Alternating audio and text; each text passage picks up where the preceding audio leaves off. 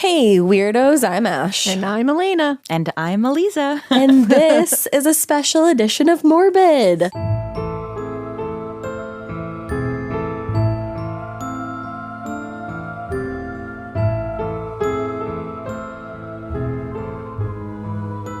So special. This is so cool. We have Aliza Kelly on the show today, best-selling author, professional astrologer, and host of PAVE's new show, Horoscope Weekly with Aliza Kelly.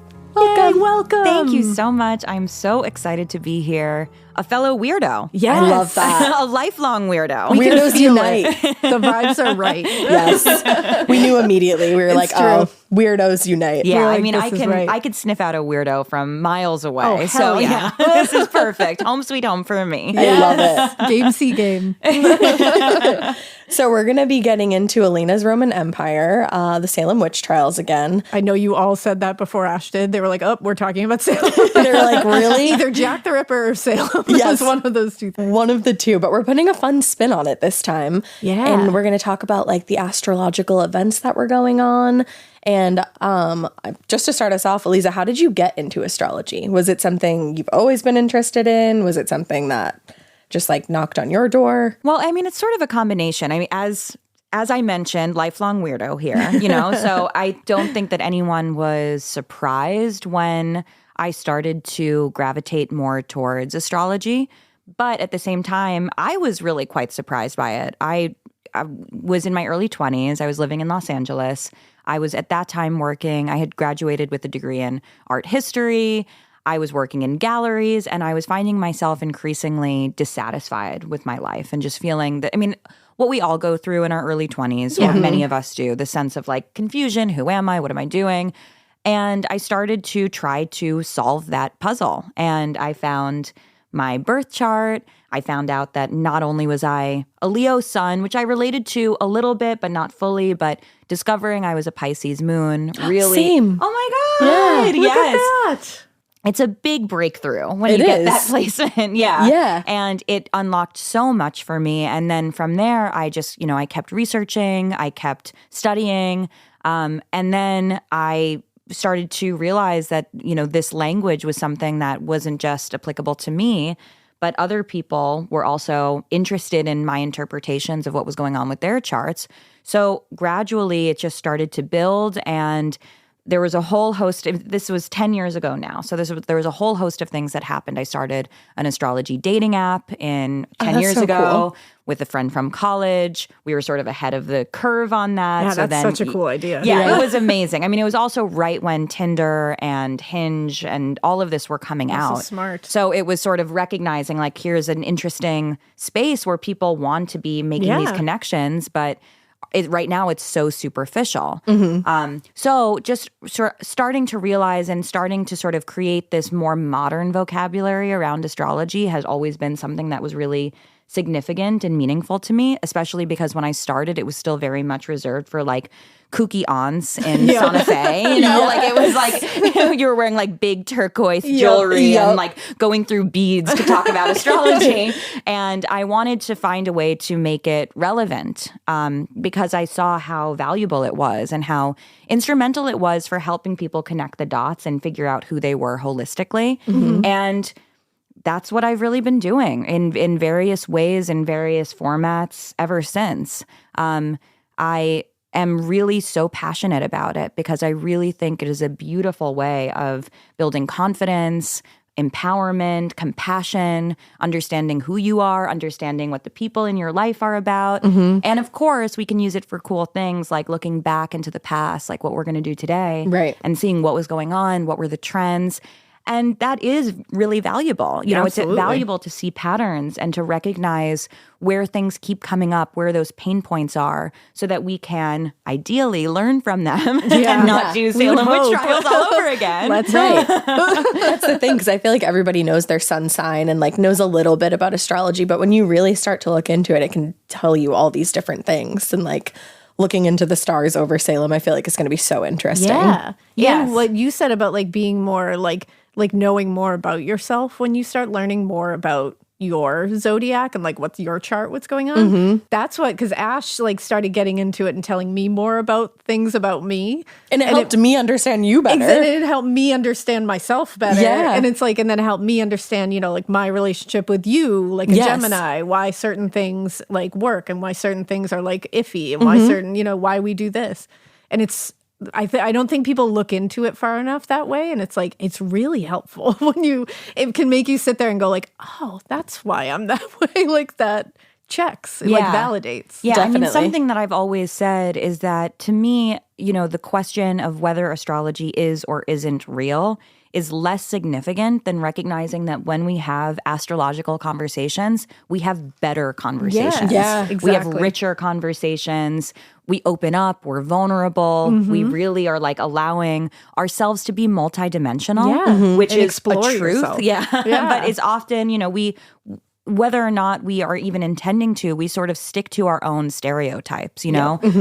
We believe that we are a certain way, and thus we show up as that way. And with astrology, we are reminded of the fact that no, how you present yourself might not be how you feel, and how you communicate might not be what motivates you. And that each one of these pieces of you has its own merits and has its own strengths, and also, of course, its own weaknesses. Of course. So that we can see holistically how we sort of move through the world. Yeah, absolutely. I think the more into it you get, the harder it is to deny that it's real. And I think having this conversation today is going to prove that big time. Yeah, I mean, I will never argue with the efficacy of astrology. I've seen it changed my life working with it and understanding how these planets move and seeing their patterns is really wild. You know, it was wild to be an astrologer in 2020. And it was wild to be an astrologer in 2018 and 2019, looking at the astrology of 2020. Oh, that must have been a being trip. like, something big is coming. Oh, God. Right? And just not like, knowing what scary. it was. Yeah. And I have, you know, all of my receipts from back then in sort of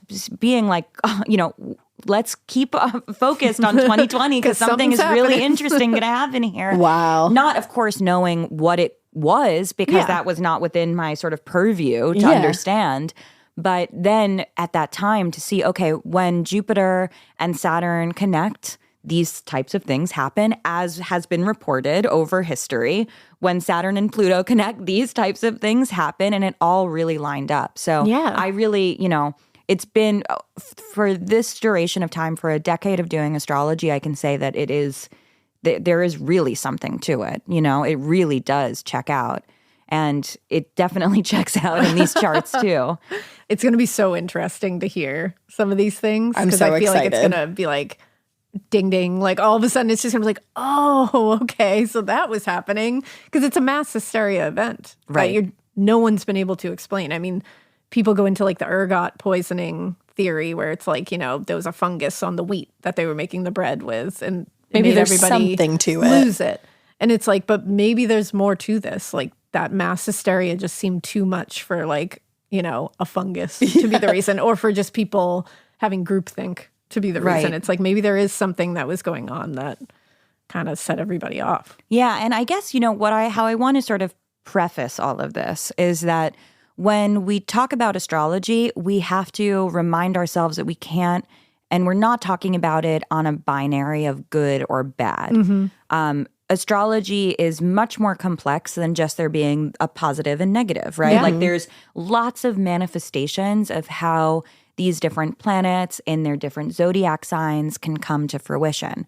So just because if we find ourselves talking about Gemini, which we're going to, it doesn't mean Geminis are bad. our Gemini listeners are all Salem Witch Trial. You guys are accusers, fine. you know? Yeah, exactly. It doesn't mean that they are the ones they're the problem, right? It's not Is it us, me? guys. They're not the problem. It's interesting because we're definitely going to talk about a lot of things that are sort of oddly parallel to where we are today. And it doesn't mean that we are currently living in the same conditions as these Puritans were living in It's how you colonial react. America, you know? Right, yeah. Obviously, life is very different and things are very different. But what's cool about astrology is that we can start to see, well, if we take this path instead of another path, this is how these energies could play out, Yeah. right? And in the case of these trials and in all of these individuals who were involved in it, they were definitely doing sort of like the less ideal version of their signs and of these planets. Yeah. But that doesn't mean that they had to. No. You know? There was so that many was just how outside it played out factors. here in this context. So that's sort of like my disclaimer as we go into this. I mean, I will say no Capricorn to be found among this whole thing, but that doesn't even mean anything. I'm just saying. Yeah, I'm sure you have your own. You're like the Crusades I was or going to something. say, I'm sure we have some. We'll find something. We'll find the Capricorn era. We will find one. Aliza's return to Morbid will be the Capricorn era. Be like, I found one. This is what you did. exactly. Can you explain exactly what a birth chart is, just in Sure. case people don't know what, because we're going to be talking about a lot of dates, a lot of birthdays, just so people understand like what this is all encompassing. So a birth chart is a snapshot of the sky at the exact moment of a birth or an event. So cool. when we look at a birth chart, we can see where all of the planets were at that moment. And each planet in astrology has a role. It has something that it's doing. It's signifying something. And then the way in which it does that thing that it does is in the zodiac sign that it occupies. So if we have the planet Uranus, which is the planet of revolution and innovation, it's going to express itself differently in Taurus, which is an earth sign. It's about sort of groundedness and practicality, versus in Gemini, which is an air sign that has to do with curiosities and innovation and new sort of connections and new ways of thinking. So when we look at all of these different planets, we're going to get a sense of what was the atmosphere, what was going on in the backdrop of this time. And especially as we look to see sort of these events unfolding, what's cool and what I observed as I was pulling them is that there's sort of this crescendo that happens throughout this year.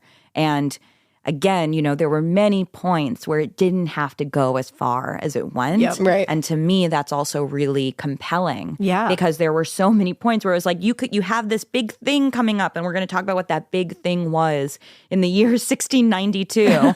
And we sort of applied this storyline to that big thing. And that's how it manifested and unfolded in this case. I'm so excited to get into this. I am Because I feel like too. this is just such an interesting way to look at this. Definitely. So I think what we'll start with is we're going to start with where it all kicked off. So the Salem Witch Trials began in January 1692.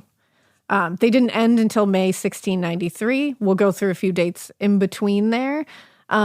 But I think what we'll start with is, can we start with when they all began in January? Yeah, and I love this chart because I think that this chart really sort of establishes what was happening, right? And this chart, to me, we have this January 15, 1692 date, and this sort of kicks off the story, right? So this is really the birth chart of the Salem Witch Trials that's a to good me. way of looking at it. It is, yeah. And there's some really interesting things. So, well, it was Capricorn season. Oh, no. Boom. Oh, we found We it. found it right off the bat. Right off the no. first thing That was the universe being like, sit down. Gotcha. Max, Alaina, sit down. It did start during Capricorn season. Damn. So, but when we look at something as significant as this, we're not going to pay as much attention to the personal planets, is what they're called, which are the sun, the moon, Mercury, Venus. We'll pay a little attention to Mars because it's kind of between those. But those planets that I just mentioned before, they're important, but they aren't as much of the generational backdrop as the slower moving planets. So Mars is sort of a between, but definitely Jupiter, Saturn, Uranus, Neptune, and Pluto. We're really curious about what's going on with those because those are defining what that zeitgeist is. Yeah. Okay. That's what the era is. So some interesting things going on at this time. We had Jupiter in Taurus. I'll go through it first, so sort of run down the list. So we actually, when it starts on January 15, 1692, we have Mars retrograde in Gemini. Jupiter is in Taurus. Uranus is in Gemini. That's a really important one, so flag that. We have Saturn in Sagittarius, also something to flag. Neptune is in Pisces, and Pluto is in the final degrees of being in Cancer. So all of that, each one of these planets is doing something specific and unique at this time. But when I pulled this chart, the first thing that stood out to me was Jupiter in Taurus. That's kind of familiar. We actually just had Jupiter in Taurus in the sky right now. Oh, hey. Jupiter was in Taurus all of last year in 2023. Oh, wow. So okay. that That's was terrifying. But that happens. That's not that crazy. That happens every 12 years. So, okay, there's a cycle around that. But then as I kept sort of poking around, I also was thinking about and anticipating that throughout this year, we're going to have Jupiter syncing up with Uranus at some point in 1692. That just happened. And that one isn't that common. Oh, that's interesting. That just happened where Jupiter and Uranus, that was April of 2024 that those two synced up again. And then as I'm continuing to go around here, I see Neptune is in Pisces in this chart. Neptune is in Pisces right now. Wow. In the sky. Wow. And that one is really rare. That one is that's an 144-year orbit. Oh, wow. So that one does not happen very often. It's very special to have Neptune in Pisces. And I would say that Neptune in Pisces is going to plays a very significant role in all of this, in all of these trials. For us right now, Neptune went into Pisces in 2011. And is going to be leaving Pisces in 2025. So we're at the final end of Neptune's journey through Pisces. Oh, okay. I'm going to explain what this means in just a bit as well. But just sort of this is my flyby of what's going on here. The last thing that is really curious to me is that we had Pluto, which is the planet of transformation, at the final degrees of Cancer.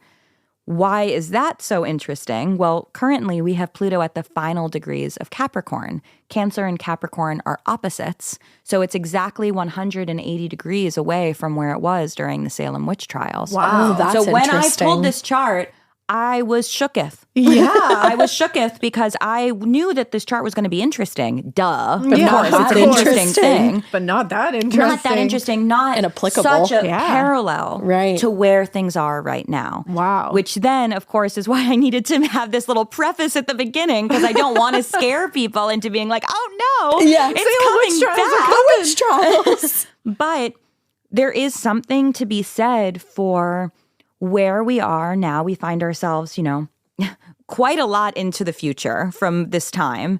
And yet somehow I can't imagine that we can relate to this story of mass hysteria and that it is something that we as a society are constantly needing to sort of check ourselves I was just going to say we always have to check ourselves before it tips over. Yes. Yeah. And obviously the conditions of being in colonial America are very different than today. But it is interesting how with similar sort of transits, we find ourselves almost always edging on mass hysteria. Wow. That really is wild. That is interesting. That we're just somehow better able to pull it back from the brink this time. But if it was in a different environment, a different time, a different, This could series, just keep going. It could keep tipping over. Yes. And because we have stories like this, right? Stories like this are powerful reminders of what could happen if we don't rein it in. Yeah. Like and I cautionary don't know tales. if our friends here, all of the names that we're going to start mentioning, the Proctors, the Putnams, was there a precedent for this at that time that they were citing and referencing and being like, careful because in the year 1300 there were these scary things Who knows? They were so probably swept up in this moment that they weren't aware of the fact that there was a sort of a cautionary tale to be said for it. And it does feel like there's so many, and I'm sure we'll get to it, there's so many times during these trials where you're like, you could have stopped. You could have stopped. Why isn't anyone stopping? Why are we taking it further?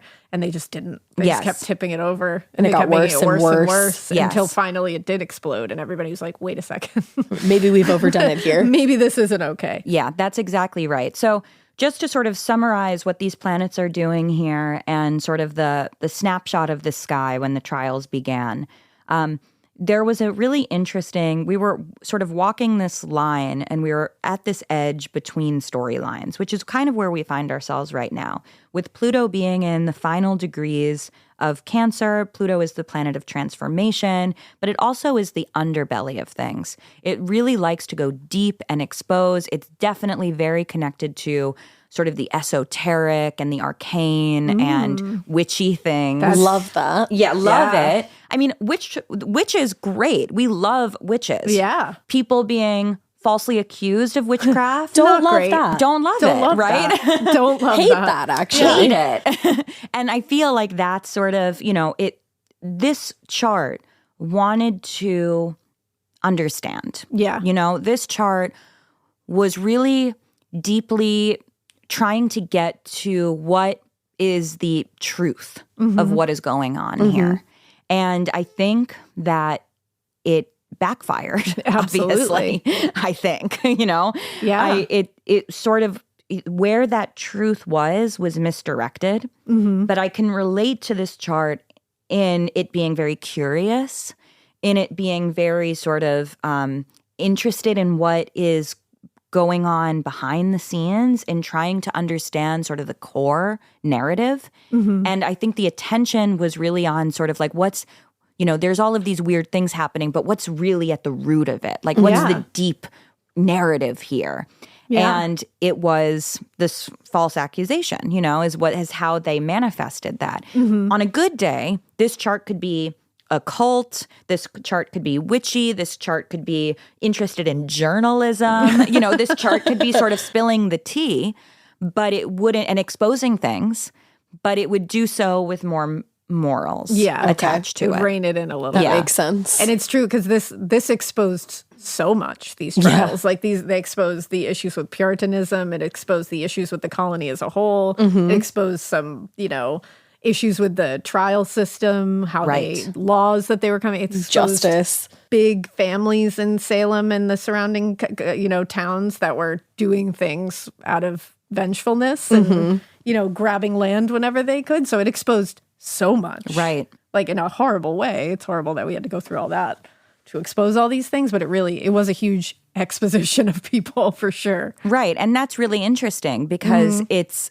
what they thought they were exposing turned out to be the falsity, right? Yeah. But what was actually exposed was the injustice and was the sort of the power dynamics, and it was this really wackadoo court system. It's so true. Yeah. Yeah. Big time. Which is wild. Well, and this is, so when it first began, it was basically Betty Paris and Abigail Williams who were the first accusers, and they were they got our girl Tituba, they got Sarah Osborne, and they got Sarah Good for the, why they were afflicted. And the examinations of the accused began on March 1st of 1692. So I feel like that's a pretty pertinent date because that's when it all kind of kicked off of them doing the physical examinations, starting to bring the spectral stuff in. That's when things started getting wacky. So on this day, on March 1st, 1692, it was Pisces season. The sun was at 11 degrees of Pisces, and it was making a conjunction to Neptune. I mentioned Neptune a minute ago. Neptune is the planet of illusion and delusion. Neptune, look at that. And Neptune Big factor. things, it can be very mystical, very spiritual, very sort of between realms. If we're using Neptune correctly, it's sort of our ability to be able, it's our imagination. It's spectral evidence, right? Yeah. It's our fantasy world. That makes sense. It also, interestingly, Neptune has to do with the entertainment industry, which I think is another interesting sort of modern association of Neptune, right? So it's anything sort of that is smoke and mirrors. Okay. That makes sense. So the sun, which represents sort of how we are navigating a day-to-day, right? It's sort of this, wherever the sun is this is what was going on at that moment. And the backdrop of it was that it was connected to this very elusive, mysterious planet in the sign of Pisces, which is also the last sign of the zodiac, also a water sign, elusive, mysterious. So sun, Neptune conjunction, we would absolutely say that is something that is high fantasy. High fantasy. Oh, wow. Yeah. Look at that. That's Making bonkers. an exact square to Saturn, at 11 degrees of Sagittarius, Saturn is the planet of rules, restriction, responsibilities, and it also... It's your house planet. Yes, it is. Capricorn is ruled by Saturn. And Saturn also represents the legal system. So we have this high fantasy making this really tight aspect to Saturn in Sagittarius. Sagittarius also has to do with philosophy, religion, the legal system. So we're seeing a very religious legal system. And then we have this harsh aspect, a square, connecting this like fantastical realm to the legal system and like to our and to our sort of rigorous religious beliefs. Wow. So It's crazy how spot on that is for everything happening. right, and I have goosebumps because the party doesn't just end there. Oh, God. Wow. So the sun was at 11 degrees, Saturn was at 11 degrees, and Jupiter was at 11 degrees. Jupiter also has to do with the amplification of things, making something bigger. Wow. So there was just the overall message of this chart was like, things are changing around off. here. And it's going to get crazy. And guess what it's based on? Fantasy. Fantasy. Fantasyland. And we're going to bring it into the legal system, which is supposed to be based on logic, but it's ruled by religion here. Great. That's exactly it. And throughout these charts, we see this sort of, at this point in the charts, we end up sort of losing sight of this as the year goes on. But at this point in the charts, there's this really interesting counterbalance between what is real, what can I rely on, what is factual, and then what is fantasy, right? And there's this sort of battle between these two things, and eventually we end up sort of completely surrendering to the fantasy world, you know?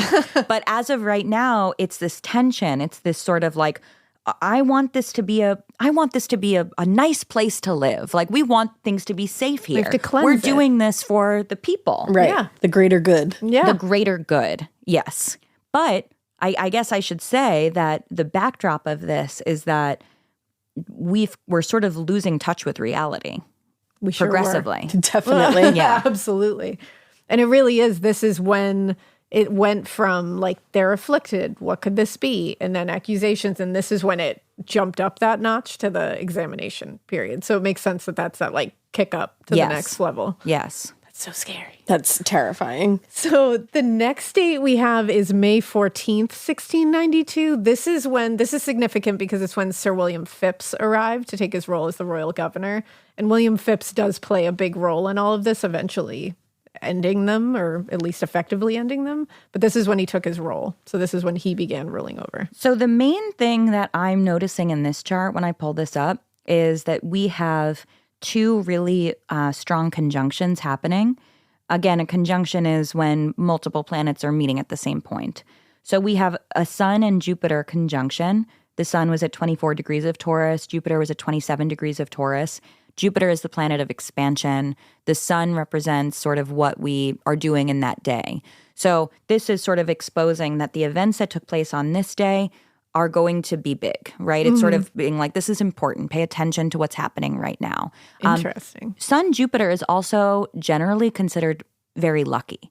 So there's a sort of, if you were to look at this chart, you would say there is a sort of like a something is fortunate or auspicious in the background of this chart.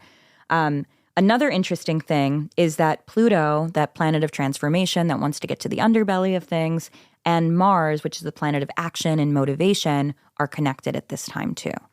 So simultaneously, there's something fortunate and auspicious, and that desire to want to uncover gets louder and louder. Wow. So those two stories are both very present in this chart. Wow. It almost seems like they're like fighting each other with him being appointed governor. Maybe that's the fortunate thing, because eventually he's going to be the one that says like, hey, this is a little crazy. But first he's fighting this whole like, is this really happening with the witches? Is it not happening? Yeah, do I bring these people to justice? Do I not? Do I want to cleanse our community? Like, do I want to go with this? Yeah, narrative? there is this sort of true, deep, innate desire to want to figure out what is the root of what is going on, you know? And I think that if we give this the benefit of the doubt, it's very earnest, you know? It's very earnest of like, there's something's weird here in this colony, you know? Something's off, something's rotten in the state of Salem, you know? Exactly. So what's going on here? Right. And I suppose it was pretty fortunate that, like, that William Phips was appointed governor and not somebody who would have kept this going. And maybe taken it even and maybe would have taken it further. even further. I'm not saying he did the greatest job, but like he did, I feel like somebody else could have been a lot worse. And it makes sense that he didn't do the greatest job because he's got this internal battle in the stars, and he thinks literally. He might be doing the right thing, but then realizes he is not. Yes. Interesting. A very interesting one. This one feels like it's going to be like a pretty big moment. It's May 27th, 1692. It's when 7 judges are appointed to the court of Oyer and Terminer. Oyer and Terminer, I've mentioned this in the episodes we've covered this. It means to hear and determine. And they made this for this. And it's Bartholomew Gedney, Nathaniel Saltonstall, John Hathorne, William Sargent, Samuel Sewall, Waitstill Winthrop, which I still think is a really cool name, even though not a great guy. It's a banger of a name. William Stoughton. It's a banger Undeniably of a name. great. There's some Could have cool been a names star. here. Yeah. But that's when they were all appointed to this court to oversee the trials, which is a big deal. So, I mean, this is definitely the tipping point. Feels like it would be. Yeah, May 27th, 1692. Let's never forget the date, because on this day, Jupiter goes into Gemini. So Jupiter leaves Taurus, right? And we talked about Jupiter being sort of whatever is expanded. Jupiter expands whatever it's next to. So we have this expansive energy now in Gemini at 0 degrees. It just went in. And astrology heads will know that when a planet first enters a new zodiac sign, that energy is off the charts. Oh, it's like amplified. Yeah, it's really... It's here to party. It's here to party. And it entered Gemini. Very loud. And we're here to party. And guess where Jupiter is in the sky right now, friends? Is it in Gemini? It's in Gemini. Oh, that's why I just want to party. Yes. And it's also like kind of chaos. Yeah, it's very... I love it. It's a little chaotic. It's Brat Summer in the worst way in the state of Salem. This is totally it. So Jupiter is moved into Gemini, and then we have Uranus in Gemini, and then we have the Sun in Gemini, and then Chiron, the planet of, or the asteroid, the comet actually, of wounds, of our deepest wounds, is in Gemini, and Mercury is in Gemini. So we have what is called a stellium. This is when multiple planets are meeting at the same point in the sky in Gemini. And at this point, all of that sort of Taurian rationality that Jupiter was holding on to is gone. We are now in a different realm. Impulsivity station. We're in Gemini. And I want to sort of take a moment here because Gemini always gets a lot of pushback. Our Gemini friends are constantly being ridiculed. Tell me about it, sister. Yeah. Tell me about it. And Geminis are not evil. No, there's no nothing way. inherently evil about a Gemini. Gemini's rule. Gemini's rule. I think that, what we should know about Gemini is that they're the first air sign. They're symbolized by the twins. And people spin that to be like, oh, Two-Face. Yeah.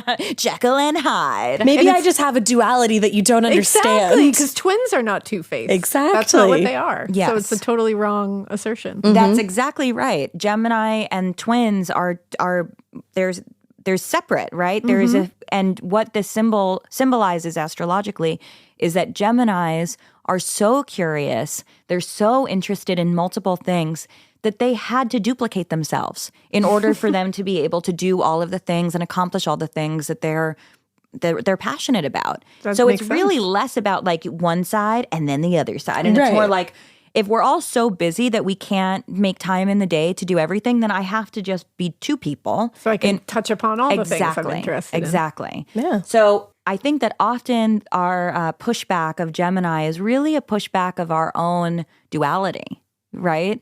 And it's more, it exposes the person who is shading on Gemini as someone who can't really handle their own complexities. So justice for Geminis. Thank you so much for that. Yes. I had to say that because we're about to really talk shit about Gemini. I was just going to say, I feel like as I say that. And Anyway, moving on Gemini. now. I'm not saying that Ash started the Salem Witch Trials, but I'm not saying it. Well, I had to say that because this is now this is when the turning point happens, right? This is when the trials go from we're trying to do what's best for our community into full-blown mass hysteria. Yeah, now it's witch hunt. Yes, and it's gossip. Because that is one of the, we can't deny that Geminis love the tea. Oh, Every I love sign a good gossip. has a trait that could be taken either way. Yeah, it's true. So in this case, what's really interesting to me is that, and we mentioned this at the beginning of the episode, this Jupiter-Uranus conjunction that is looming in, it's coming in the year 1692. We're working towards this Jupiter-Uranus conjunction. The same Jupiter-Uranus conjunction we just had in April of this past year. Wow. However, we had it in the sign of Taurus. Now, in 1692, it's happening in Gemini. Uranus will be in Gemini in 2025. But we will, or 2026, but we will cross that bridge when we get there. As it comes. Yes. I'm so scared, y'all. So Jupiter and Uranus are coming together, or they're soon to be coming together.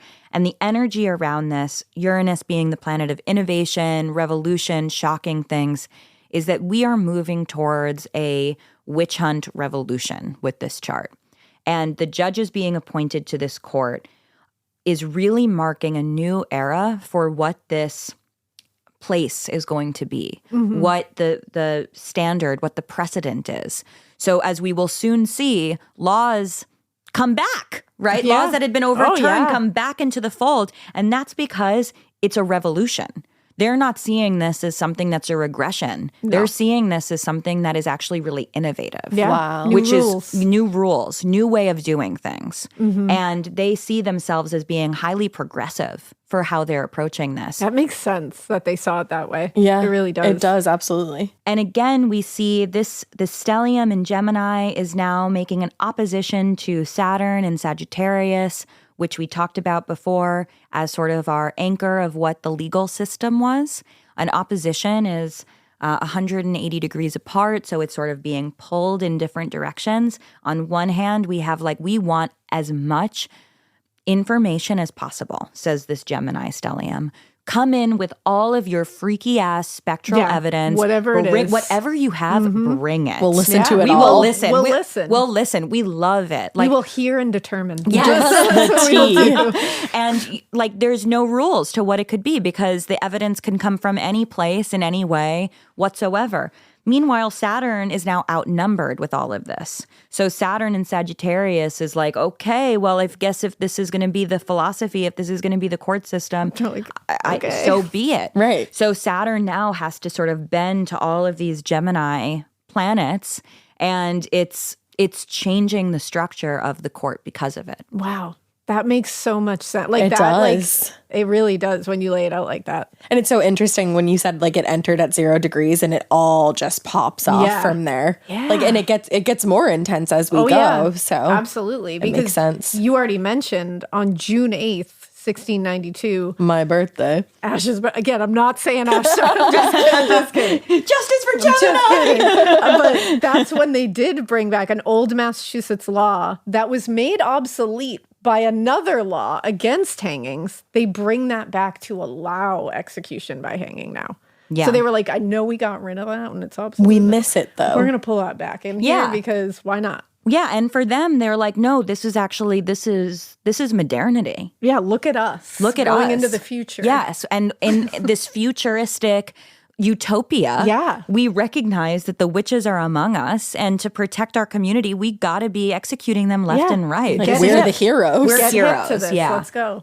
And I think, of course, this is such a cautionary tale of how at any point in time, something that then you look back and you're that's barbaric and bananas. Yep. At the moment felt really innovative and progressive. We're doing what we need to do to keep everyone safe. Yes. And I don't think that it was even, looking at these charts, I don't think that there was even a consideration of the fact that they were doing something cruel and unusual. No. Wow. And you can tell they didn't feel that way. And it's interesting for me because, there's a different version of this story with planets in different signs, right? Where we might interpret more of that sort of like they were getting freaky, you know, like they wanted to really they wanted to be experimental. Right. But like this is really like, we think we're doing the right thing. We think we're being progressive. We want to collect all of the data. We want all of the information, and we're going to be the leaders in the colony. Yeah. We're going to show everyone else how to do things. Yes. And we're not going to have this issue again. It's going to go perfectly fine. Yeah. Don't What worry could about go it, everyone. wrong? Yeah.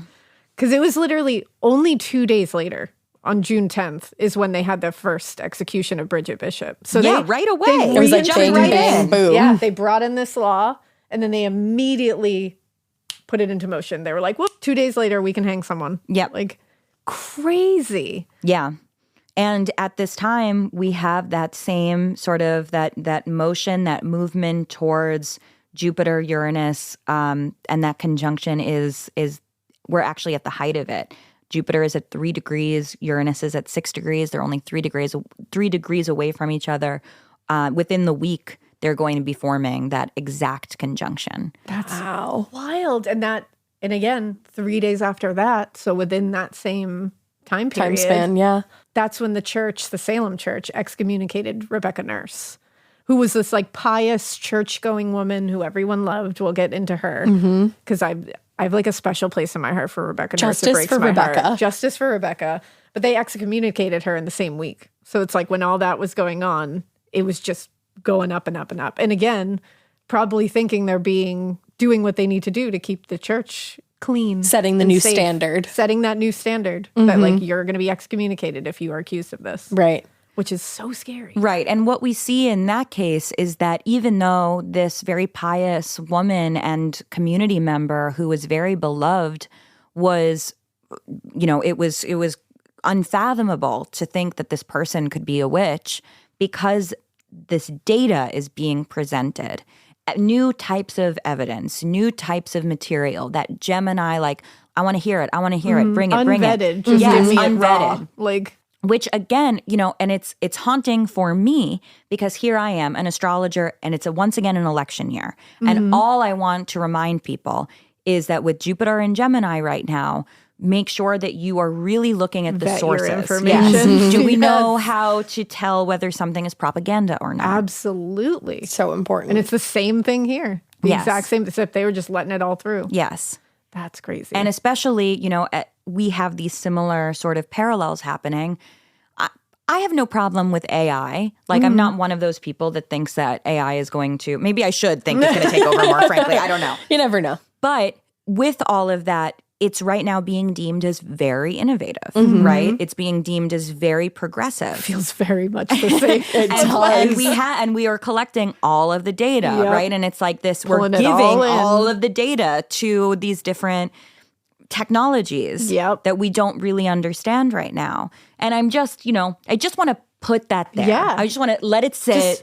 Just think about that. Just want to put it on the table. But it doesn't Let's go take a this look. way. Yeah, I mean, but I don't know. Because it really is it's a very much a parallel. Yes. It makes a lot of sense. It really does. Ooh. Oh, I have chills. I know. And that was like a short period of time. That's like, you know, in June, like bam, bam, bam, they were getting this started. And clearly a lot happens throughout the rest of the year, but we're going to bump it to September of 1692 because I think that's when things started shifting the other way. That's when we went through all the turmoil that had been clearly building up to a crescendo at this point.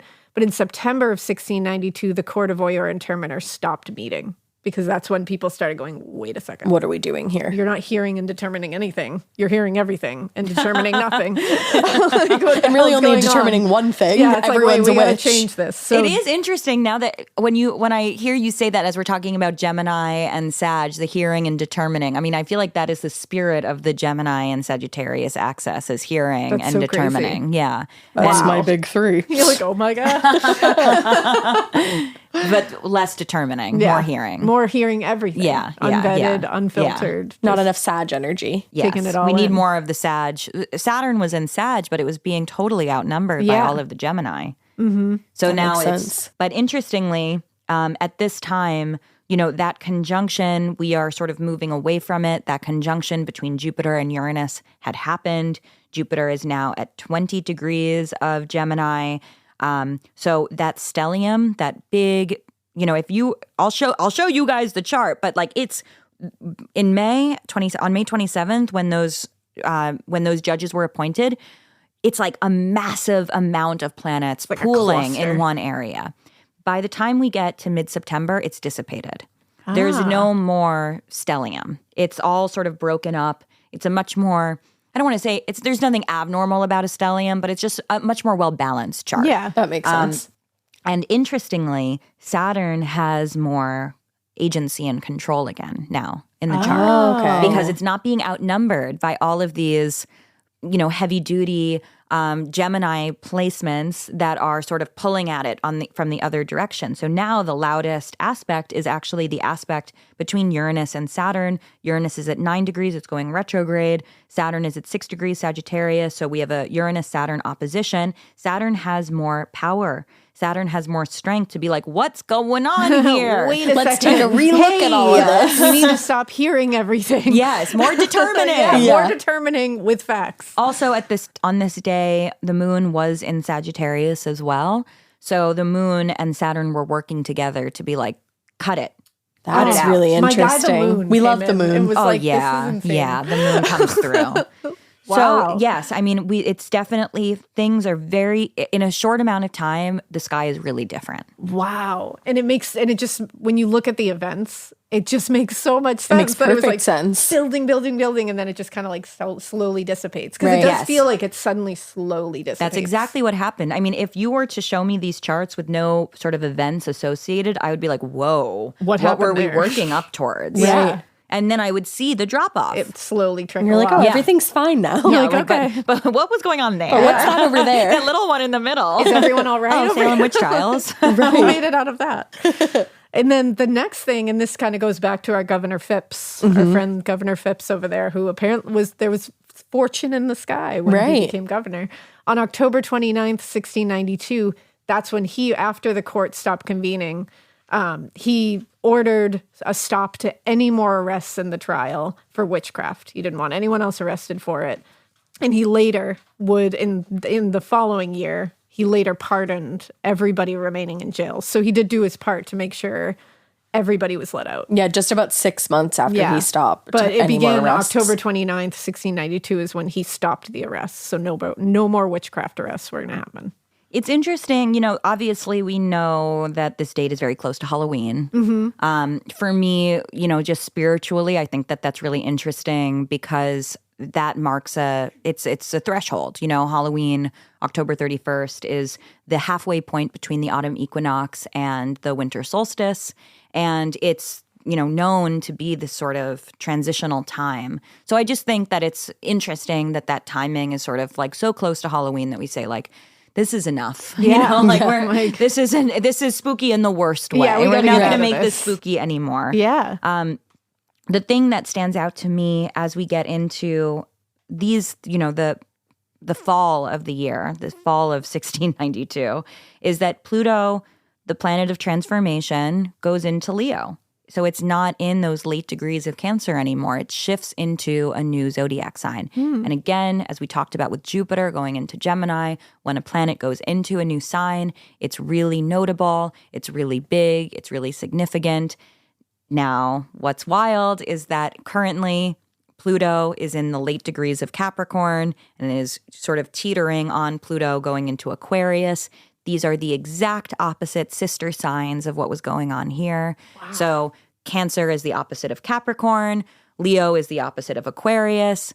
Pluto was going through the last degrees of Cancer into the early degrees of Leo during the Salem Witch Trials. It's currently in the last degrees of Capricorn going into Aquarius. Wow. So we have this mirror image of that same turning point energy, of that same sort of threshold, Like, who knew this was going to be so topical for right now? Like, I certainly didn't.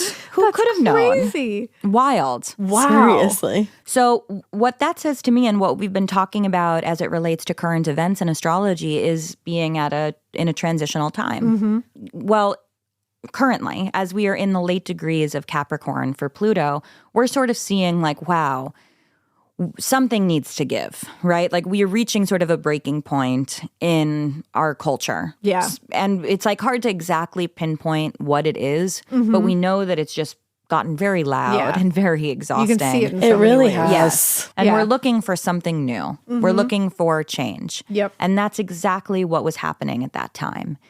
Pluto was entering Leo. It was saying this has to be a new era. There has to be something new that we are exploring societally and culturally.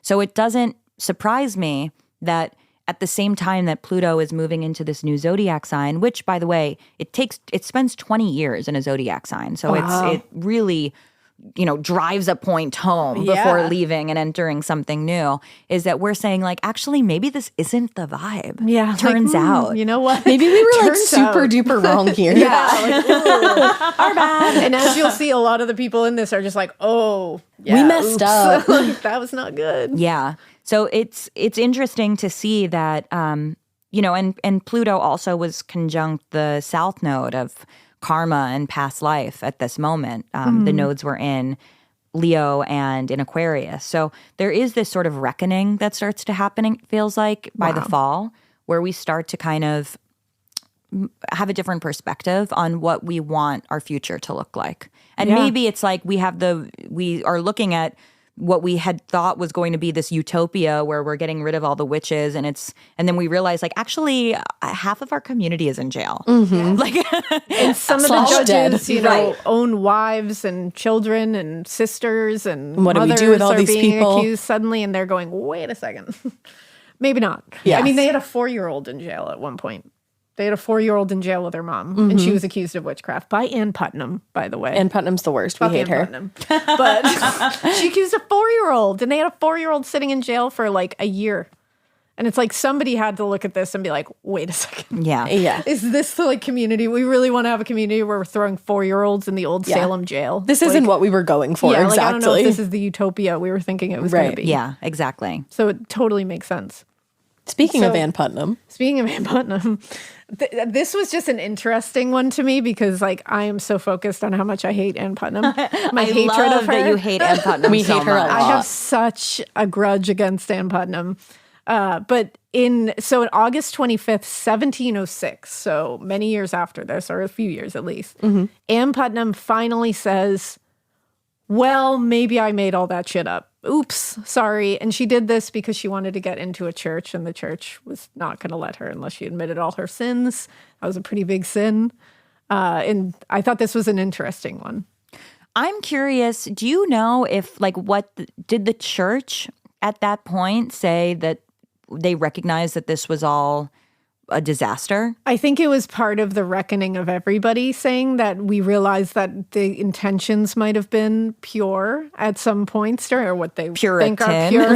Exactly. Pure. Exactly. I think they also recognized that maybe they had a bunch of bored little girls on their hands, and that these little girls took it too far and didn't know how to stop it. So I think they were giving her the opportunity to say, we'll pardon you for your sins, but you need to have a come to Jesus moment and tell us that what you did was wrong and that you knew it was wrong. Mm-hmm. And she obliged. And she did. She said she did it. She said she made it up and she was sorry for it. But it was all too late. I was like, ooh. Yeah, I mean, it's interesting. So at this time, a considerable amount of time later, over 10 years later, Saturn is now where Jupiter and Uranus were back then. So Wow. it's, Saturn That's has crazy. that perspective. It's now gone through half of the zodiac sign. And Saturn is, it has to do with discipline, right? And our responsibilities and maturation.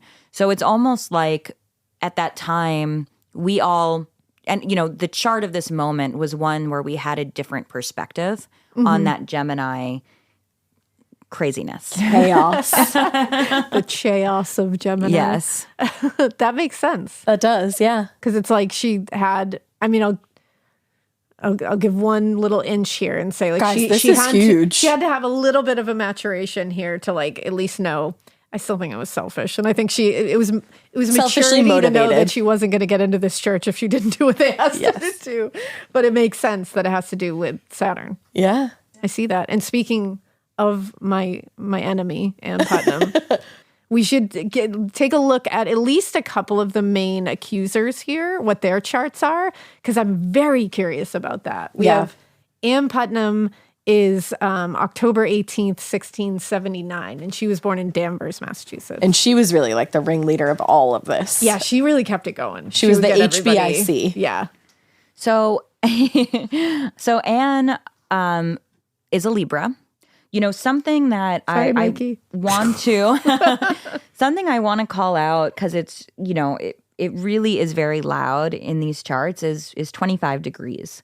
There's a lot of planets at 25 degrees, which is just, you know, it's neither here nor there, but it's just an interesting pattern to see. Anne was, you know, a Libra, 25 degrees Libra. She was actually born on a full moon. And not just a full moon. It was a lunar eclipse. Oh. So that's really compelling to me, because when we have someone born on an eclipse, that, you know, we know eclipses, they're really intense. They're loony. They're high energy, right? Mm-hmm. We see that even when we experience, you know, when an eclipse crosses the United States and suddenly it's like the day stops, everyone's figuring out their eclipse plans, where are you going to be? You know, they are arresting. They capture our attention. Energetically, astrologically, this is also the case. When you're born on an eclipse, you have a sense of drama baked into your chart. We were just talking about this the other day. Yeah. And there's a sort of extremism to you. People might see your life and be like, why is everything always so like feast or famine for you? Like, why is it like, why are the stakes always so high when you're born on an eclipse? And that's the case of Anne. Wow. She was born on an eclipse. Now, she was also 12 years old when this started. And she was born with Jupiter in Taurus. So she was going through her Jupiter return at that time. Wow. Which happens to all of us when we're 12 years old, because Jupiter has a 12-year orbit. So she was born on an eclipse. She was going through her Jupiter return, a very lucky time. And believe it or not, I mean, the way that I would interpret this is that she was really, I mean, I guess this doesn't seem that surprising when I say it out loud, that she thought that she was doing something really cool. You know? I'm sure. Yeah, she thought that she was really participating in her community. Like she'd be the hero. I mean, she was making things happen. She was seeing making results. things happen. Quite literally. Yeah, she had an immense amount of power for a 12-year-old girl. Yeah. And I do think there might be, I know that this is not, we're not Anne stans here. So, not Anne apologists. I mean, who would like Anne, right? She's clearly the villain. Right. But I do think it's interesting how in this puritanical culture where women have no power, that these young girls had so much power. And they took it and ran with it. Yes. And I also wonder if this is a byproduct of a really oppressive culture, you know? I definitely think that's a huge part of it. I will give that for sure, because especially kids were not in this culture, in Puritan, you know, times, in Puritan culture, it was, you didn't play, you didn't read, you didn't enjoy things, you were not to be a kid. It wasn't like like a kid. Like the seen and not heard. It was like, let me not see you, let me not hear you. Yeah, it's like you help out your family, you do your studying, and that's it. Yeah. And you shut up. Like, you are not outside playing with things. You're not giggling with your friends. You are seen as not even a little adult, like a little, you know, cult member. You're not really seen as anything. You're just not seen as anything. You're one of the many that needs to be doing this thing to get to the goal of whatever their goal was, you know? Right. And so I think seeing that it's kids who started this was very telling, because it's like they weren't doing anything else. What else were they doing? They had somewhere to apply their imagination. Yeah. And a fantastical imagination. I mean, that's where the spectral evidence comes in. Some of the things they come up with. I mean, it's like we said, you know, Anne was the one who accused, you know, little Dorothy, also like Dorcas in the trial transcripts, the 4-year-old.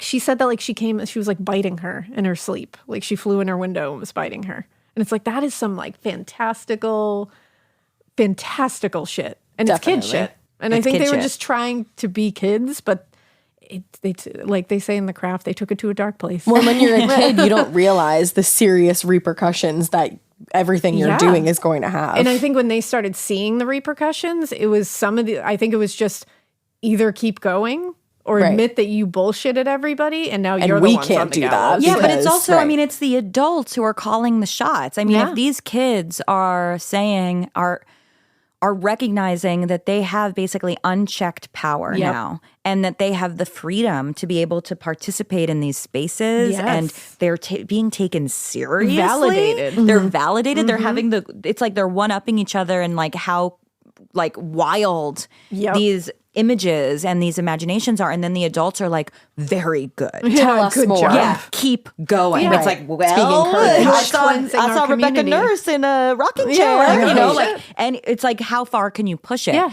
So as much as I recognize that it's not good to accuse an entire community of witchcraft and kill them, Fair enough. I do think that it's obviously the adults who were responsible and the kids were just testing boundaries and also, I mean, pretty iconic for becoming so famous as little Puritan kids. Yeah, you know, like that's how they were seeing it. Yeah. They were like, we're the queens of the village. yes, Yeah, and when we were talking about it earlier, the adults in the situation are really having the kids do their dirty work because they're after executing these people so they can take their land, so they can get rid of a Right. tax that they owe somebody, you That's know? the thing, and the Putnams especially are huge. You know, they were the huge accusers, and especially like Ann Putnam Sr. especially she would direct Ann Putnam Jr. to do her dirty work. Right. And it was like that family was gaining a lot by making their kid do the dirty work for them. So you do have to give her a little bit of sympathy in that regard of like you were brought into this, like you were just kind of raised to do this. Yeah. Which is sad. Yeah, doing your parents' bidding. Yeah. Like, is she still an asshole? Absolutely. But she was kind Are of we made still to going to be wear an our asshole. fucking Putnam sweatshirts? Yeah. But like she was made to be an asshole, you know? Like It's like a true. lot of the cases we see where it's like, yeah, I feel bad for the kid, but this kid happened to get a lot of people killed. Exactly. Yeah, and you know, there is something, I think, if we think about this karmically too, being born on a lunar eclipse means that the nodes of destiny and fate are right next to your sun and moon, which are some of the most sort of prominent placements in our charts. You know, we know our sun, moon, and rising signs. So her sun and moon are right directly connected to, her sun is connected to the north node, her moon in Aries is connected to the south node. These are karmic destiny points. And in addition to those placements being there, she also has Chiron, the wounded healer there. I mean, one could look at this and be like, yeah, it was horrible what happened to her, that she then had to live with the guilt of having killed all of these innocent people, but in doing so exposed that, you know, this was not the utopia that they were trying to create. And really, like, I mean, massive changes in the court system coming out of the Salem Witch Trials. So it obviously is a tragedy to lose so many people to this, but it also, perhaps there was an inevitability to it. If this was the system, something bad was going to happen, right? Yeah. And it was someone like Anne who sort of brought it to that tipping point to expose the injustices. So it was like a byproduct. A byproduct. Very much so. Yeah. Well, I think another one we could talk about. So Betty Paris and Abigail Williams are the other two I think we'll touch upon because they were the initial accusers. Yeah, they were the big, I Even think they were called the before Salem Anne. 3. Yeah, they were definitely. So Betty Paris was November 28th, 1682. And she was born in Boston, Massachusetts. But we don't claim her. We do not. Understandable.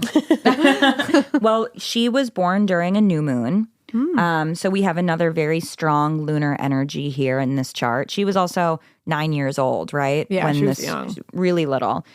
9 years old is so young in life, but also astrologically that what was happening in her chart at that time was like not that different from what was happening from when she was born. You know, like 9 years is, you don't have that many transits having taken place. However, the transit you do have at exactly 9 is you have your nodal opposition. So again, talking about the nodes of fate, she was born with her north node in Leo, her south node in Aquarius. At that time, it was the opposite. So the south node was in Leo and the north node was in Aquarius. So at that moment, there was this turning point of like, what is my destiny going to be? Believe it or not, the first time we encounter our destiny is when we're 9 years old, according to the nodes. That's crazy. Yeah. Wow. And then it seems like she was then plucked away from from the whole. She was like sent to live with family. Yeah. Like, you don't want to see what's going to happen. they were like, her this is gonna parents get were like, wild. you don't need to hang out with Anne anymore. Yeah. So it's interesting that she sort of made her mark, this little Sag, new moon Sag, sun and moon in Sagittarius, going through her nodal opposition, did this thing, and then was sort of removed from the scene. Yeah. So she didn't actually have to be involved in the trials beyond that time. That makes sense. That is interesting. Because her dad was a big player in the town. Right. Samuel Paris, I believe it is. He was a reverend. So he was, I think they were like, you know what? Maybe we shouldn't muddy our feet with this. Yeah. We want him to keep his job. So let's just, you did your job. Let's get out of here. Thanks, Betty. And then Abigail is someone that we have another stellium with. So Abigail was born with Venus in Cancer, Saturn in Cancer, Pluto in Cancer, the Sun in Cancer, and Mercury in Cancer. So an emotional girly. It's an emotional girly, yes. And as we've talked about, when we have a stellium, a concentration of energy, it just is intense. It's sort of everything is pooling in these places. So with all of this in Cancer, it's like, Cancer is associated with the mother. Cancer is associated with our home, with our family, with our values. So it does not surprise me that it was the sort of like, I'm doing this for the fam. I'm doing this in our shared value system. In our shared value system. And I would not be surprised if this was also coming from, if this was being supported by her family. Oh, yeah. And which I'm sort sure of it was. encouraged by her family. That makes a lot of sense. That definitely does. Damn. It makes me feel kind of bad for them. You're like Only a little bit. Human. I would say that we can feel bad. I mean, it's interesting because there's like a whole other take on this where it's like, these were the witches, these little girls who, because what is a witch? I mean, it's usually women who are trying to figure out where their power is and to reclaim and their power. And these girls certainly figured out how to have a lot of fucking power in their community. Definitely. The most Truly. power. So, I mean, I think that having a fresh set of eyes on these little ladies is not the worst thing, but then definitely no remorse for the boys, for the orchestrators who are on the trial. Oh, I mean, no way. The full-blown adults. They have full frontal lobe. They know what they're doing. You are grown-ass adults. Grown-ass men. No excuse for no you. excuses. What are you doing? And actually, that's where we'll go next. Speaking is to these idiots. Yeah. The first one I could think of was John Hathorne. Big player. This guy's so bad that like his ancestor Nathaniel Hawthorne added a W to his name to not be associated with him. Wow. That's how you know it's bad. That's the lore. So that's how bad he is. He was one of the most active judges during the trials. He was known to be super aggressive. He forced confessions in ways that would be very unseemly, even by those standards. He was super, super religious. And so he took this whole thing even more seriously than a lot of the other ones did. He was the one to condemn Reverend George Burroughs to death, which is very interesting that a very religious man would condemn a reverend to death. He also never showed remorse. Even after the trials were done, never apologized, never said that he was wrong in anything he did. He ended up dying at the age of 76. He's buried in that old Burying Point Cemetery on Charter Street in Salem. So that's an interesting grave to visit. It's take chilling. a moment. It's a very chilling grave. But yeah, he's one of the worst for sure. Well, I would it surprise anyone to find out that he is a Leo? Oh, no. There it is. So John was born on August 5th, making him a Leo sun. He also has a moon in Leo, so he was born on a new moon. And again, we're seeing definitely enough of these charts that have an interesting lunar signature to know that these individuals were born during these prominent lunar phases. A lot of them were. And, it's not being born on an eclipse, which is the most magnified version of it. But being born on a new moon is also, there's a significant sort of energy associated with that. And in the sign of Leo, if this is done poorly, we have a very egoic gentleman on our hands. That checks. Shocking. There it is. Moon in Leo, Sun in Leo, Mars in Leo. And at the time, this would again have been conjunct at the same point as the South Node in Leo, which is one of those destiny points. And it's, it's sort of the dark side of destiny, right? It's it's the destiny to be remembered as an egoic monster in the case of John. Well, and that worked. Yeah. That's John. And also to feel the sense of Leos can be very stubborn, very resolute. It's a fixed sign. So it believes what it believes, and it believes that it's right. And that's why you never apologize.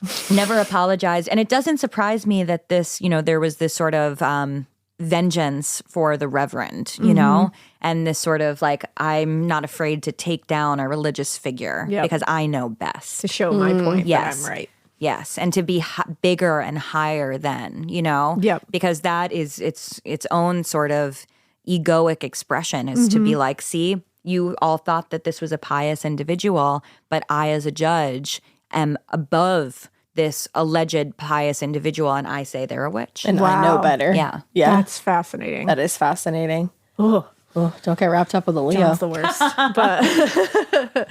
But the next one we have is, a lot of people know this name too, Cotton Mather. So how could you not know the name? How could you not remember this? And his one you'll remember. And his dad Increase. Remember Cotton. Yeah, you got it. We remember Cotton Weary too from the Scream. Always. But he was a Puritan minister. He actually studied another outbreak of hysteria. It was the Goodwin family in Boston, Massachusetts, and he wrote about it. He loved to write about this stuff.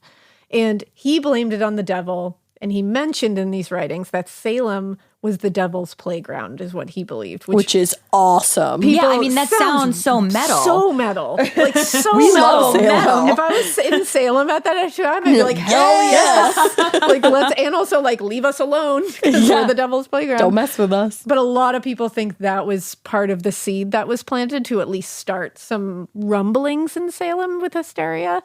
But in the letter that he wrote to the justices, he was one of those people who said, spectral evidence is bullshit. You shouldn't use it. You shouldn't use it in these trials. I don't think it should be used as real evidence. But in that same letter, he also urged them to continue trying to suss out witches in Salem. So he was saying, don't use spectral evidence, but you're doing the Lord's work. Keep it going. Let's keep going. And he was also the one who said that, bringing back to Reverend George Burroughs, that poor guy, he was the one who said that no witch would be able to say the Lord's Prayer perfectly. They were going to stumble on it. They would forget it. They wouldn't be able to say the whole thing. That's the tell. That's the tell. You'll be if they can do that, they are not a witch, and you should not condemn them. Yeah, well, go no Reverend further. George Burroughs recited that Lord's Prayer perfectly, without stumbling, without muttering anything, on the gallows. Cotton Mather was there, and he said, it's fine. I guess in this case, it's whatever. He's a reverend. You know what? We're already here. So let's just go through it. And it's what the fuck? What a contradiction. And he actually later claimed that Reverend George Burroughs was the king of all witches. He used that phrase and basically said later, you know what? Spectral evidence, it was actually fine. It was fine that they used it. The whole thing was justified to some degree. We're all fine. He was basically a whiny little bitch, and he stood for nothing. That man stood for nothing. He just stood for spectral the evidence. Wind blew, and he would blow over here with it. He was the worst. Well, a few things that are really interesting. So we have another stellium here in his chart. He has an Aquarius stellium. So Aquarius is the opposite sign of Leo. So again, we're still on those nodes, which were going on at this time in the signs of Leo and Aquarius. So he's being really activated by them. He has Chiron in Aquarius, Uranus in Aquarius, Mars in Aquarius, the Sun in Aquarius, and Mercury in Aquarius. Wow. So once again, we see someone who has a lot of a lot. It's a lot of a lot. And I would say most compelling to me is that he was going through his Saturn return during this time. Interesting. And so he was pretty young. He was young. He was. And the Saturn return is when we go through it in our late 20s and early 30s. I'm so scared. Buckle up, baby. I know. Careful of that spectral evidence. I know. Yeah. And it's when we become our own person. And it's often a very challenging and complicated time. Mm-hmm. And what I'm probably jumping ahead. Spoiler alert, he was the son of Increase Mathers. Coolest name. Coolest name. Such a What cool a name. duo. Cotton and Increase. But I think that what's really interesting about this is that we have, and we'll talk about Increase's role within this as well, we have Cotton, the son, trying to figure out what he stands for and what his place is and what his role in this greater sort of ecosystem is. So it doesn't surprise me that as he's going through his Saturn return, he's like, well, a little bit of this, but also that, and like this makes sense. Whatever works. And now I'm going to get into sort of my intuitive read on it for a moment, looking at the chart, is that I think that he got over his head in what was happening. Oh, for sure. And because he comes into this kind of as an academic. Absolutely. But then he's swept up in this town. I mean, it would be an interesting biopic, certainly. He's swept up in this town, and then it's like it's all happening. Right. Like they're dying. These people are being hung. Like we have people being tortured. It's like what a scene. And he's trying to figure out, is this what it's about? Like, is this what we should be doing? Is this why we did this? And right. What are the limits and what are the boundaries? And I think that as people are dying, it's like, well, I have to justify this. I have to make sense of this tragedy. So, I mean, he's the king of witches. That's why he can say the Lord's Prayer so easily, is because the devil is speaking right through him, and the devil is, a trickster. So, of course, in this case, this is an exception to the rule. Yep. But I think that this is the chart of someone who is really trying to figure out, who he is and what his place is in society and how he can be the most useful and how to sort of bring these pieces together. Another thing that's interesting is that he was born during the Jupiter-Saturn conjunction. That's a 20-year cycle that happens every 20 years. So it's one of the signatures that happened during 2020, the Jupiter-Saturn conjunction. Oh. So Jupiter makes things bigger, Saturn makes things disciplined. So he's trying to figure out, how am I going to be this sort of voice, how am I going to be the smartest one in the room? Yep. I think is Cotton's story. He's got that vibe for sure. Yeah, he does. How can I be this? And it's also very Aquarius, like if you've ever met an Aquarius, you know that they also love to be right. They love to be intelligent. So it has that sort of like, I know what I'm talking about. And he's like, I can explain this. I can explain this. Like, I know you all think you know, but I can explain this. Yeah. Listen to me. Listen to Cotton. Listen to Cotton. 100% Cotton. But don't. 100%. It's so 100% Cotton. That almost went over my head. I was so close. You're like, what? So the next one we have, this isn't like a huge, he's a big player because he's one of the 7 judges. And I think what is of note about Bartholomew Gedney is, 1, his name. Yeah, and 2, definitely that. And he's got an interesting grave in the cemetery as well. And he was one of the shitty judges, and he also was one of the ones who fiercely advocated to use spectral evidence, which I always think means that you are one of the worst. Because I'm like, if you are allowing children to say that somebody flew in and bit their knees in the middle of the night, then like something's wrong with you. You're a little kooky. And he also condemned his own friends. Like he would turn his back on people. Like his friends would be like, "You know me, Bart," and he'd be like, "I guess I I'm don't." Your friend, and he'd be like, "I guess I didn't. I guess I didn't know you." And it's like, whoa, like he has no loyalty. Would you be surprised to find out? Well, let me ask you. I hear a lot of hearing, which we know now is the Gemini stellium, and Barty was a Gemini. No. Sorry. Bart June 14th, 1640. See, him turning on his friends doesn't give us a good rep. No, like, it doesn't. I didn't know you at all. But it doesn't, I think it makes sense for as we are sort of creating the archetype for the Gemini stellium energy of this time period, right? It's like, give me the most. And in his case, he was like, "You're my friend, whatever. Like, come on in to the freaky trial world and like let's spill. What's the tea? Let's like, do what do you this. have? Oh, people are flying in and biting.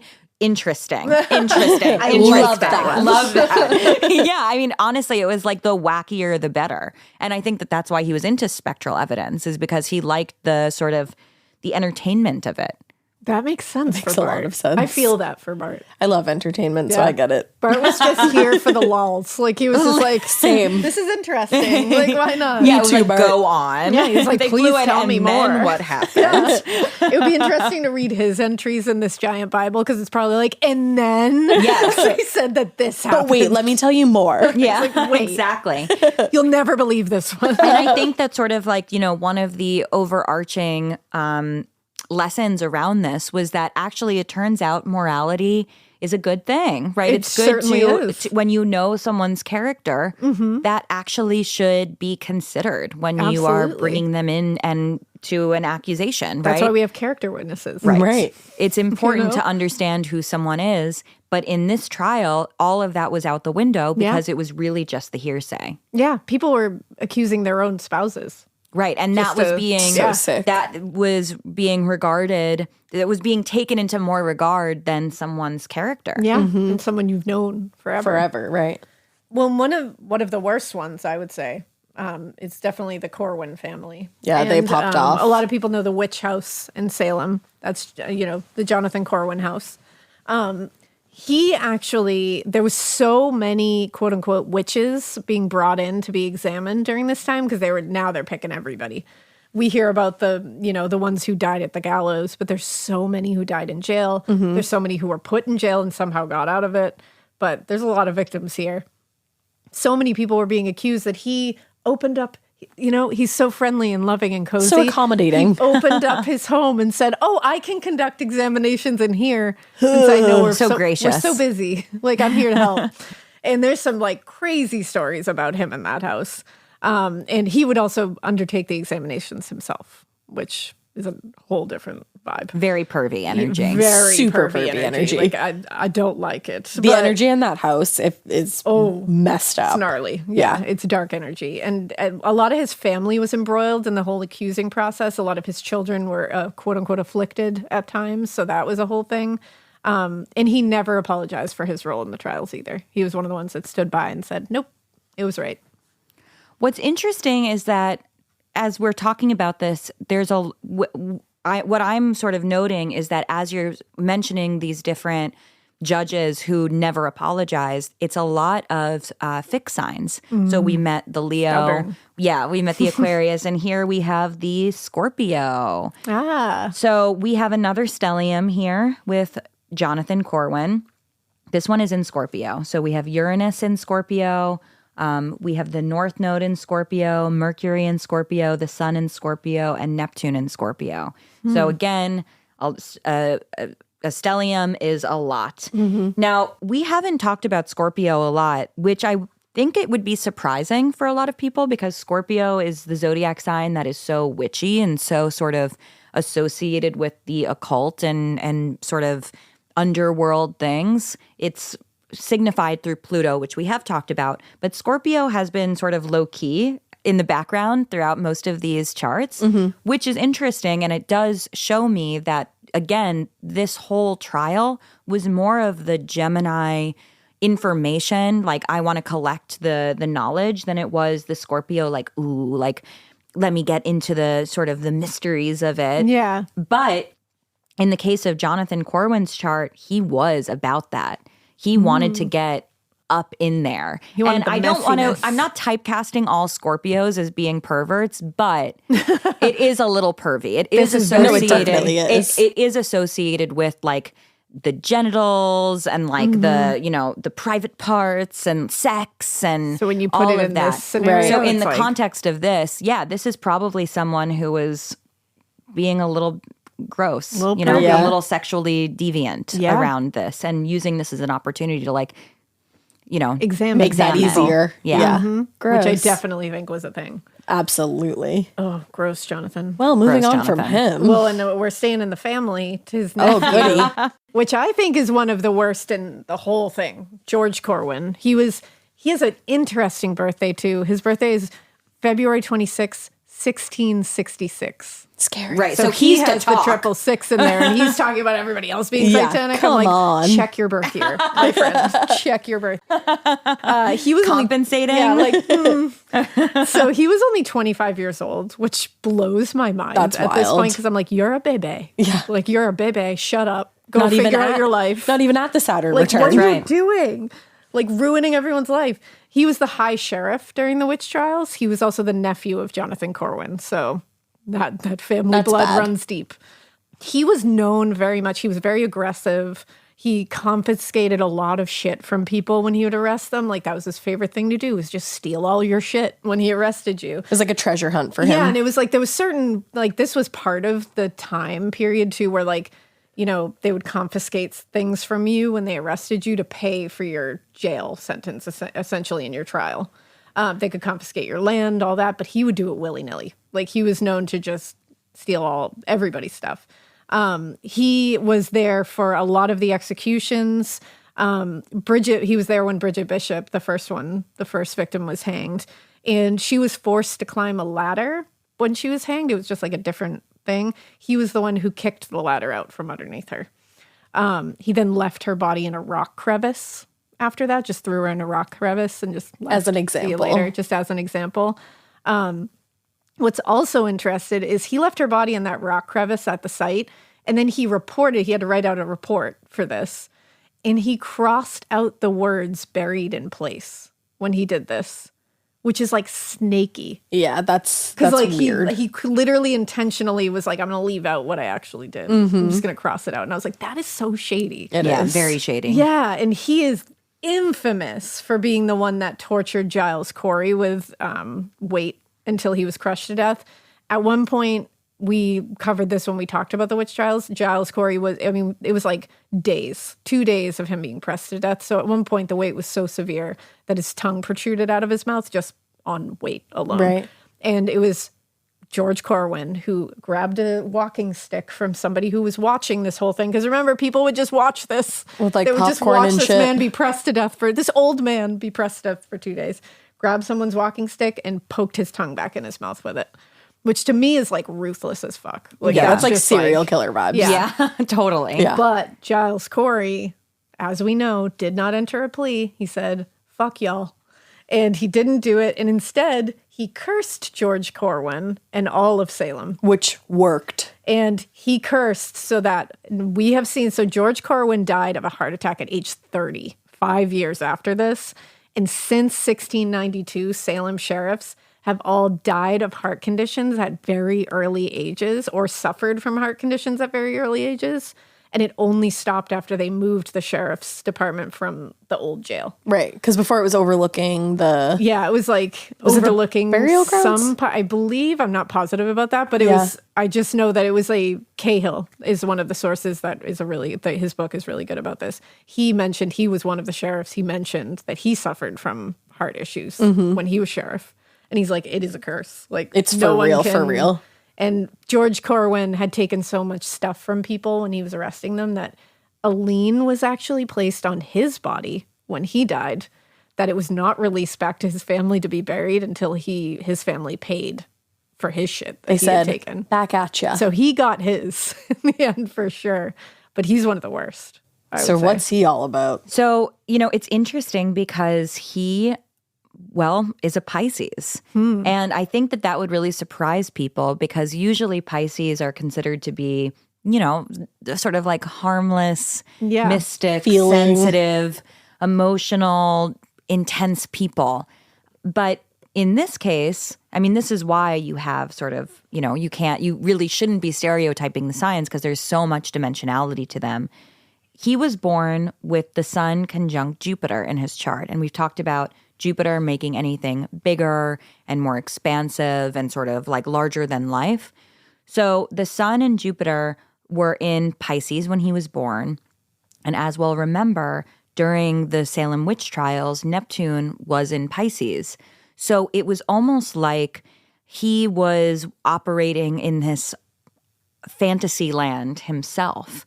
Like he sort of went with the he went with this mass hysteria and like ran with it as part of his identity. He was playing a role within this whole elaborate tragedy as someone as sort of like the boss, as the one who was ruthless, as the one who had no patience for witches, like he hated witches and would do anything to make sure that they were never coming back again.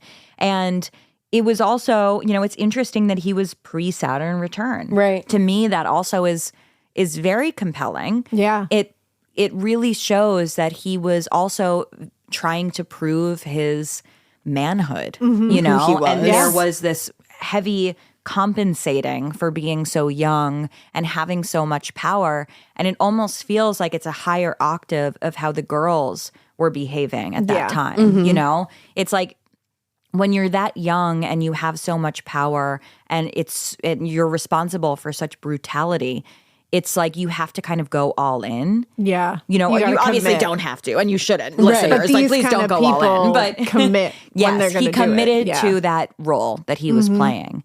And it was that, he was being sort of egged on by the hysteria, so much so that he thought he could get away with it, right? Like he thought he could get away with that kind of force. He thought he could get away with stealing all of these possessions.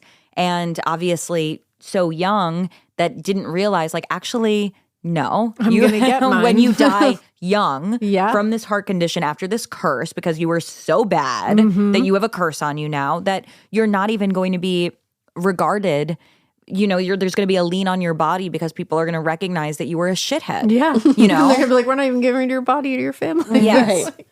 Because it was actually completely out of line what you did. Yeah. So this is why, it's when you have such young people who are responsible for acting out in these ways, it's like you're going to see oftentimes the most fierce and evil ones are the ones who are the youngest involved, Absolutely. And also frontal lobe. Right. That's I feel a like huge that plays part of a it. huge role Yes. too. Definitely. That is interesting. Another one that I'm interested. This is like I'm just interested in this one because he's a little bit of an outlier.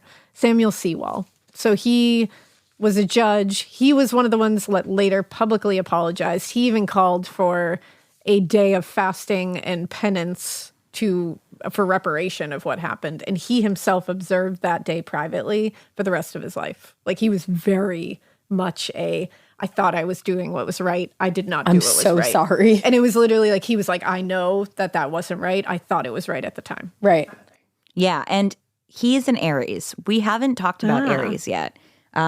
He was born conjunct to the North Node of Destiny, his sun. So again, we're seeing that as an interesting signature coming up. A lot of these nodes of fate are involved in the individuals who are associated with this, which to me just really exposes, like, yeah, these are all people who have legacies now that are sort of surrounding this really historic event and this historic series of events that took place. Yeah. What I find really interesting in his chart is that his Mercury, the planet of communication, is in the sign of Pisces.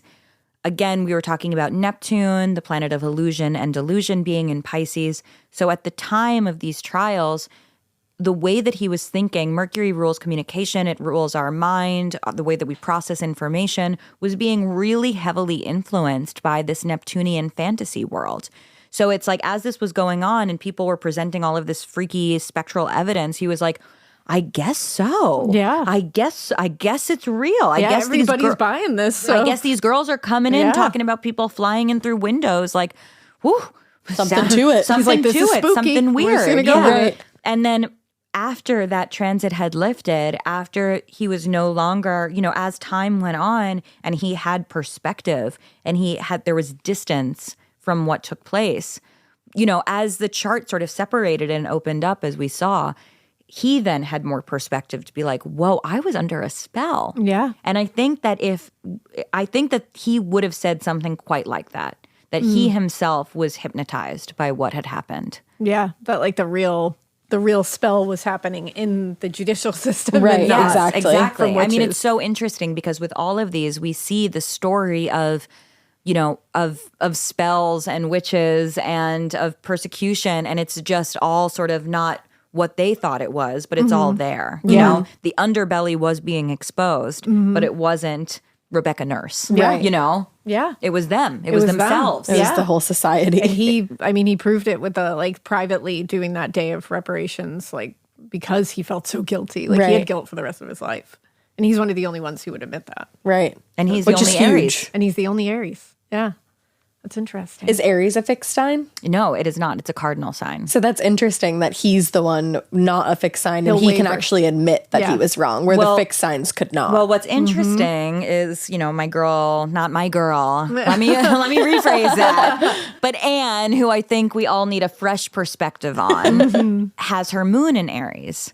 And is herself a Libra sun, which is the opposite of Aries. So those cardinal placements seem to be, which, Capricorn is a cardinal sign, seem to have some, they're the ones who are coming in with a little bit more remorse. That's interesting. That does make sense. Huh. Well, Very and I think interesting. Maybe we should round this out by talking about a couple of the victims that everybody probably knows, the most. Yeah. Definitely Giles Corey. Giles Corey. You gotta go Giles. We know that he was pressed to death because he wouldn't enter a plea. Because if you entered a plea, you could have your land taken away and all your belongings from George Corwin, essentially. So instead of allowing that to happen and leaving his family without anything, he decided not to. He had 2 days of being pressed to death. And the only thing he responded when George Corwin tried to get anything from him was more weight. And then he ended up dying. His curse was, "Damn you, Sheriff, I curse you and Salem." And that's the curse that seems to have gone all the way through. I think that worked. Yeah, I think so too. But he's one that everybody knows about. He was a wealthy farmer in the town. So, and he didn't have he wasn't super well liked. He had a moment, I would say. He had a reputation of being a little aggressive, a little violent, a little angry. He was charged with murdering his farmhand in 1676, so it's not like he was coming out of the scot-free. Yeah, not scot-free at all. He had a little comeuppance. He had some blood on his hands. Yeah, he definitely did. But he was found guilty. He only got a fine for it. A lot of people were mad about that and thought he should have gotten more for that. And people think that might have played into him being accused. So he was born August 16th, 1611 in the UK. So we are back with a Leo. Back with a Leo. So, we had talked about the Leo as being, of the ego, right? We had mentioned that with one of the judges, is that when we have this Leo energy of this being sort of egoic, I have more, I know more, I could be higher than whoever. And I think that also, this is the only person in the Salem Witch Trials who was pressed to death. And this is also the only person who was I'm not going to play by your fucking rules. Yeah. Right. If you want to kill me, you're going to have to do it in this other way where you're going to have to get creative. And also, it's going to be disgusting. Yeah. It's going to be a really gross scene for you and all the villagers. Mm-hmm. So that's very Leo. Change it up for me. Yeah, do it special for me. Mercury in Leo, Jupiter in Leo, Sun in Leo. So again, that Jupiter-Sun conjunction coming up as a signature here in a lot of these charts, which is just this larger-than-life energy. To me, it doesn't surprise me that there is, in his own way, if he was going to go down, he wanted to do it on his terms. Yeah. And not speaking to whether or not he was was a good person or was not a good person. Obviously, it sounds like he was a complicated aggressive, man. Fiery man. Yeah. It is interesting that when it came to his death and his legacy, that it is a sort of a standout, a notable death, right, within this. Because he wanted to maintain a sense of his dignity in it. And that was his way of doing it. That makes a lot of sense. And cursing, right? Yeah. And doing a really iconic curse. Right, truly. That went on for centuries. Yeah. Do you who's see the real witch? I know. Well, I was just going to say, do you see anything witchy in his chart whatsoever that would give credence to the curse? Well, the thing that I would say stands out to me, in addition to him, of course, being a Leo and having that Jupiter-Sun conjunction, is that he has his North Node in Gemini and Uranus in Gemini in his chart, because he was significantly older.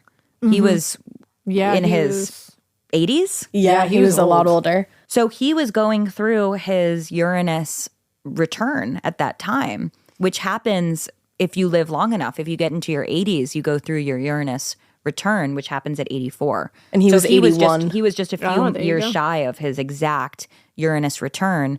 But he was going, your Uranus return is when because Uranus is the planet of revolution and rebellion. So when you go through that, you really just say like, caution to the wind. wind. I don't give any fucks at all anymore. Makes sense. You know, I'm doing it my way. And I think that to flip this on its head, right? To be like, you're calling me a witch, you're killing me for this.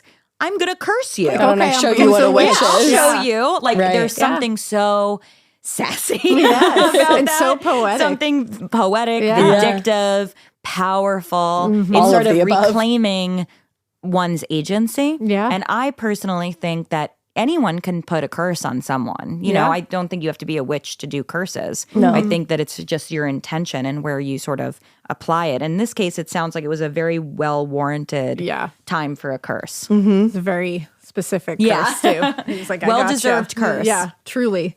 The next one I would say is Rebecca Nurse, just because that's my girl. Yeah. We know Rebecca Nurse. She was beloved. You know, they did the petition to try to get her out of it. They found her not guilty. But then our girlies, our afflicted girlies, threw themselves on the ground in the courtroom and got her said to be guilty again. And actually, she was feuding with the Putnam family over border boundaries, which they think had a lot to do with it. And she also disapproved of the appointment of Samuel Parris as the new Puritan minister. So there was a lot of people that were not pleased with her, that were very powerful and happened to be accusers. I mean, what I noticed in this chart initially is that this woman was almost 100 years old. Oh my God. And she was like ailing too. She was born in 1598. So she was in her 90s. Yeah. Mm-hmm. And then getting wrapped up in all of this. Yeah. And the energy from that to me is so cautionary and is so a mirror, you know, when you have someone who is that old and ailing and who is so beloved within your community, and then you turn against this individual who is just like this helpless old woman. It's like, what are you really doing What's here? the goal What here? are we pulling? People right? love her. She was pious. She was like a church-going woman. She was doing everything they said they wanted everybody to do. And I think that some of the things that are interesting to me in this is that she was going through her Jupiter return. In fact, it was exact. Wow. Jupiter was in her chart in Gemini at 6 degrees. Wow. That's where the conjunction between Jupiter and Uranus happened. So to me, like, I have goosebumps because this woman was the symbol of, like, we have gone too far. Yep. Wow, yeah. And Absolutely. this was it. Yeah, a Full lot of people stop. saw that too. Yeah. And I think that, you know, we have those two sort of events that took place, right? We have, or, you know, that May 27th date is really standout to me in terms of when things went haywire. Mm-hmm. And then when Rebecca Nurse was accused and everything that we knew about this old 92-year-old woman was just like completely, you know, overlooked for the sake of hearsay. And her Jupiter was right at that point of Jupiter-Uranus conjunction, which defines these witch trials. This was like what have you done? Yeah. You know, like, what are you actually doing here? What are you trying to get out of this? How do we go on from How do here? we go from here? Right. Because you did it, you know? Yeah. You executed Rebecca Nurse. Yeah. Great. Like, where do we So go what next? now? So what now? Yeah. And like, and if you did this, then what else will you do? Right. It's so No true. one is safe. That's my girl, Rebecca. I love her. Pour one out for That one Rebecca. kills. Pour one out for Rebecca. I mean, I Yeah. also think that, like, it's interesting that breaking point was a 92-year-old woman. Mm-hmm. You know, it's interesting that was sort of, because not the 4-year-old who is in jail, but like this 92-year-old woman was enough for people to be like, wait, what? At least start thinking like, wait a second. Yeah. Like Something is weird because Yeah. how could someone live 92 years and be such a, you know, a loving member of our community and participate so much and be someone that we all revere and respect, only to be a witch? Yeah. Right? It's like, this doesn't make This sense. doesn't make sense. And the flip-flop of the trial, like finding her not guilty and then being like, oh, the Actually, girlies never are mind. angry. The Let's girlies, make her yeah, like, it's like, what are we doing? Right. What's going on? We're just giving into tantrums. Right. I think the last person we should focus on is somebody that probably everybody knows. We were talking about this earlier. The Crucible is going to come. It's the perfect place to end. It's John Proctor. I mean, why is he always hot and everything? It's John Proctor. You know him, you love him, Yeah, you want to he's date hot. him. Like, why do we just know? Like, he was a wealthy Goals. farmer, right? He was a wealthy farmer, so he's got that going with. He was also a very outspoken critic of the Salem Witch Trials from the jump. He got a little aggressive with it. He said he would whip or beat the afflicted girls. He didn't do it, but he would threaten to do it because he was so disgusted by them. Not great. His wife, Elizabeth Proctor, was arrested on charges of witchcraft. That's when they turned on him. He actually he recognized that this is mass hysteria and something's wrong here. Big time. He wrote a letter to the Boston clergy asking them to intervene and move the trials to Boston because he was like, it's not happening here. Like, Salem's losing their goddamn minds. Bring it to Boston. Bring some law. Bring it to Boston. We got to get a grip Bring in on that Boston things. logic. We'll figure it out. And the clergy actually was like, yeah, that seems to be the case. Yeah, It sounds seems like they're going weird. crazy. But when they answered, it was too late. He was already executed. So John the hottie, John the hot one. John the hot one of the whole trial is a Libra. A Libra. See, Yes. Mikey, Look at there that you go. redemption. Yeah, for Libras. exactly. So, Anne Putnam, a Libra. Yeah, John but John Proctor, a Proctor. Libra. Yeah. But also, I do think it's interesting that when we talk about the cardinal signs having this sort of interesting awareness of what's going on in this, they weren't in the mix. They weren't being as influenced by this mutable Gemini, Sag, Piscean energy, and or had this sort of stubbornness that we see with the fixed signs, right, throughout it. John Proctor, as a Libra, was sort of like, okay, like, what is fair here, right? Libra is the sign of the scales. It's associated with balance. It's associated with sort of harmony and equity. So we have this Libra sun coming in and being like, wait, none of this makes sense. This is not a fair system. This is not a fair trial. Like, we're not doing this. We're not approaching this correctly. right. And I think that even though it's T that he said that he's going to whip the girls, like, I get where he's coming from with it. He was pissed, and he was also showing, like, they don't have that much power. Like, stop treating them like saints. These are Stop children. treating them like they are not anything more than children, right? Petulant Because I'm sure children. that in Puritan kids were being whipped all the time, Yeah, right? so they were like, do what we always do. Exactly. Just So kick he's the shit like, out of the treat kid. them like kids. Yeah. Don't treat them like they are the ones who have all of this insight and who can dictate the fate of our community members. So in, saying something as sort of aggressive as that, I think that the message was like, let's get some logic back in here. like hello, like Mugatu, or am I taking crazy pills, So in the chart, it's an interesting chart in that we have a lot of sort of planets. There's a lot of clusters going on. So we don't have a stellium, but for instance, we have Pluto and Jupiter that are connected. We have Mars and Saturn that are connected. And I think that there is this sort of like this recognition of, this doesn't look like someone who is not strict to me. John Proctor also played by the rules. Oh, yeah. He was not believe that. he was not a wild child. No way, Right. not my John Proctor. But no he way. also saw, no, he's daddy. He plays by the rules. But he also saw someone here who, he saw a system that was absolutely falling apart. He saw the collapse of his community. Yeah. And that's, I think, what he was calling out. Yeah. I don't think he was saying, I don't think that witches are real. Yeah. Are real. Like, I think that this could be legit, but the way that you all are approaching it is nuts. And he sought out to help, to fix Right. it. Like, he Yes. looked outside and was like, someone Actually come took put action. some logic back into this whole thing. Yes. And that's really what he was sort of seeking was like, we have to turn this down. Yeah, We Bring have the to rules gotta back. come bring in. the rules back. I Yeah. want rules, but I Right. don't want these wackadoo Yeah. rules because these Right. aren't rules. This is chaos, Yeah. It's which so is what true. it ended up degrading to. Exactly.